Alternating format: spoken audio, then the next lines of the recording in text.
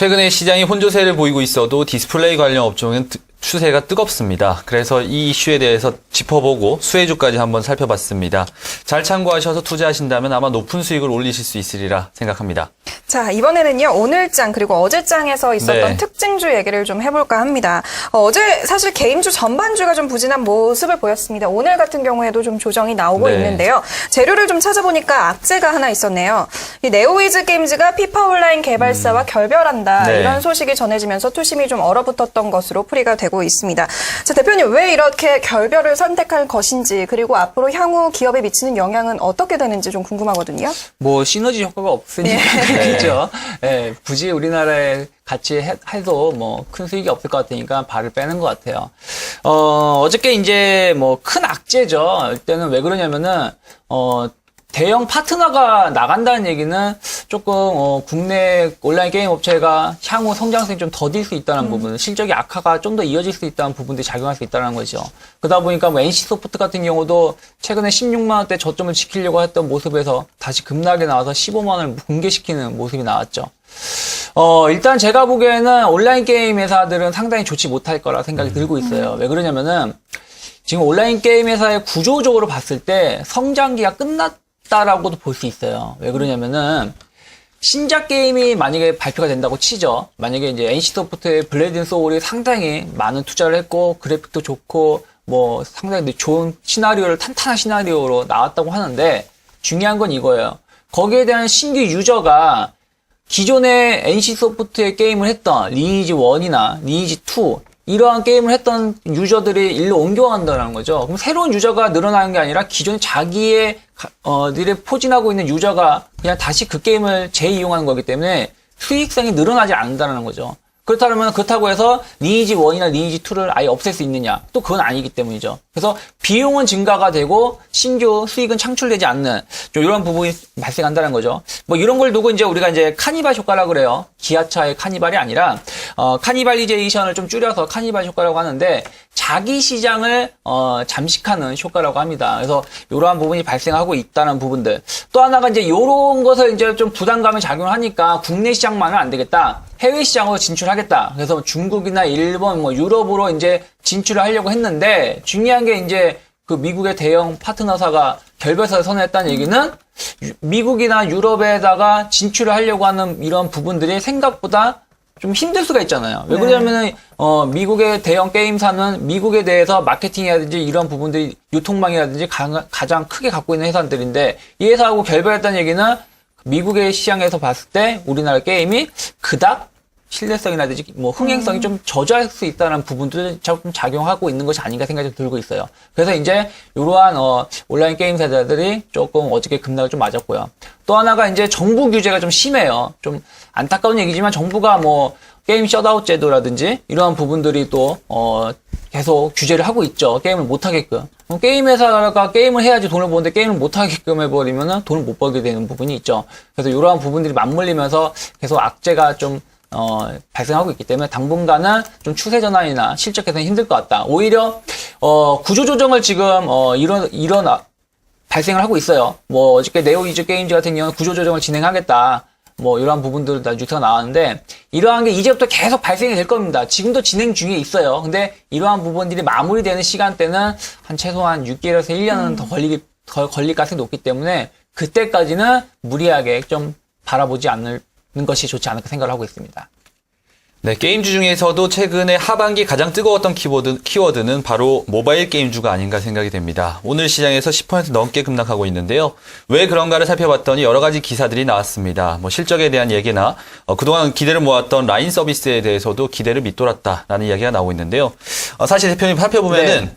최근에 그 퍼즐 게임이라고 했었던 네. 캔디팡이 잘 나갈 때는 그렇죠. 하루 매출이 2억 7천만 원씩 나왔다고 네. 해요. 근데 지금 살펴보면 하루에 1,000만 원 정도밖에 안 네. 된다고 합니다. 실망감이 상당한 것 같은데 모바일 게임주는 과연 그렇다면 지금 사야 할 때인가요? 아니면 좀 더 기다려야 될 때인가요? 어떻게 보십니까? 모바일 게임주는 좀 구분해서 보셔야 될 것 같아요. 네. 왜 그러냐면은 이른바 캔디팡, 그러니까 카카오톡, 라인 이제 기대감을 인해서 뭐 캔디팡 효과가 있었죠. 그래서 전 국민이 지하철이나 버스를 보시면 요러고 있어요. 요러고 네. 계시는데 이제 이러한 부분들이 조금 이제 단기적인 이슈에 그친다는 거죠. 왜냐하면 모바일 게임 자체가 뭐 패스트 패션이라고 그러죠. 네. 그러니까 단기적으로 한 3, 4일 정도. 그러니까 카카오톡 3일 천하라고 해요. 그래서 이러한 부분들이 좀 문제가 좀 있고요. 또 하나가 인기 있는 게임을 좀 복제를 해서 비슷한 게임이 네. 막 네.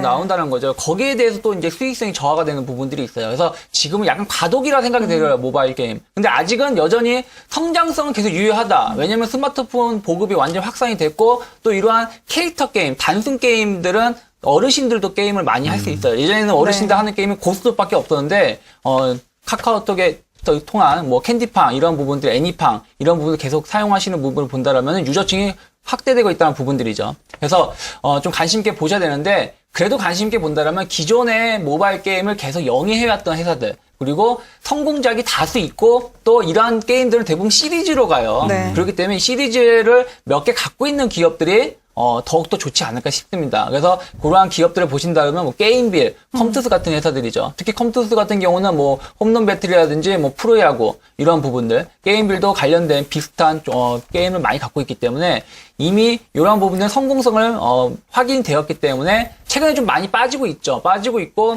또 이제 같이 맞물려서 조금 안 좋은 모습을 띠고 있지만 그래도 만약에 어느 정도 하락이 나오고 나면 또 가격적인 메리트가 있고 길게 본다라면은 우리가 꾸준하게 버릴 용목이 아니라 꾸준하게 관심을 갖고 선별적으로 대응해야 될 필요가 있지 않나 생각이 들어요. 그러니까 온라인 게임보다는 모바일 게임 업체를 관심 있게 보셨으면 좋겠습니다.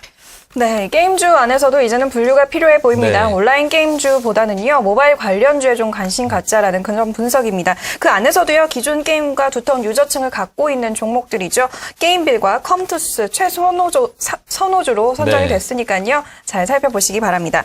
자, 이렇게 게임주 전반적으로 어제 오늘 흔들리고 있고요. 그리고 대선 테마주가 좀 급등락이 심하다 보니까 네. 코스닥 시장의 냉기가 계속되고 있는 것 같습니다. 오늘 같은 경우에도 상승 출발하면서 코스피 시장보다 좀 강한 모습을 보였었는데 현재는 1% 넘는 그런 낙폭을 좀 기록하고 있는 상황인 것 같아요.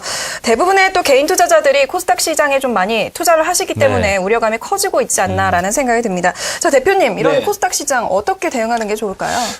일단 코스닥 시장은 최근에 보면 롤러코스터 장세가 연출되고 네. 있어요. 계속해서 뭐 어저께 게임주라든지 또 지난주 금요일에는 중국 그나마 좋다는 중국 원양 자원마저도 재무구조 불안감이 작동을 하면서 뭐 관련된 종목들 우수수 떨어졌죠. 또 이제 나로호라든지 대선 관련된 테마주 우리들 제약 그룹이 뭐 대주주 물량으로 인해서 또 하한가를 기록을 하기도 했고요. 또 북한의 미사일 발사로 또 부담감이 인해서 대북 관련된 종목군들이 급등을 연출하고 있습니다. 코스닥 시장이 그러면서 이제 종합주가 지수 대비해서 계속 좀 못 가고 있는데 제가 보기엔 그렇습니다. 지난주에도 전 코스닥 시장 앞으로 좋아질 거라 말하고 있듯이 뭐 이런 말씀들을 하죠. 젊은 사람들한테 아프니까 청춘이라는 말을 좀 하고 네. 있어요. 코스닥 시장은 새내기입니다. 앞으로 계속 가기 위해서 지금 성장통이라고 보시면 될 것 같아요. 그래서 이러한 부분에 대해서 너무 휩쓸려서 다니지 않으신다라면은 전 좋게 보고 있어요.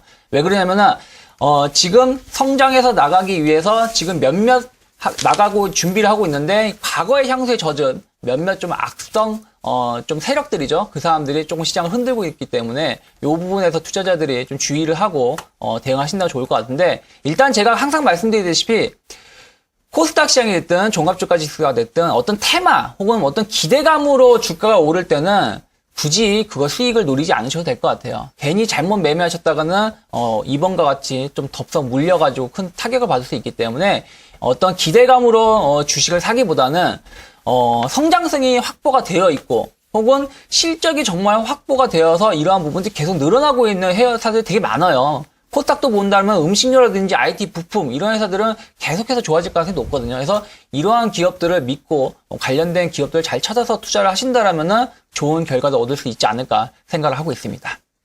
네, 전체적으로 봤을 때 코스닥 시장이 굉장히 어려운 상태입니다. 그래서 아마 투자자분들도 많은 고민을 하고 계실 텐데요. 끝으로 한 가지 더 질문을 드려보고 싶습니다. 사실 종목을 들고 계시는 분들은 그렇다면 코스닥 시장의 반등이 언제쯤 올 것인가 제일 궁금하실 것 같은데요. 어떻게 보십니까? 제가 보기에는 이제 코스닥 시장 자체가 지금 어쨌든 뭐 좀 급등락을 연출하고 있지만은 네. 다행히 추세적으로 막 다시 붕괴를 하고 있는 게 아니라 옆으로 좀 기고 있는 모양을 띠고 있어요. 이러한 모양을 띠고 있는 것은 어쨌든 최근 한 2주 동안 종합주가 지수 시장을 중심으로 시장이 움직였던 부분이 있기 때문에 상대적으로 소외를 받았던 부분이 있는데 제가 보기에는 종합주가 지수가 이제 단기적으로 좀 고점에 대한 부담감이 좀 있기 때문에 종합주가 지수가 좀 쉬어간다라면은 이번 주 그러니까 내일이나 혹은 다음 주부터는 코스닥 시장도 좀 훈풍이 불 수 있지 않을까 생각을 좀 하고 있습니다.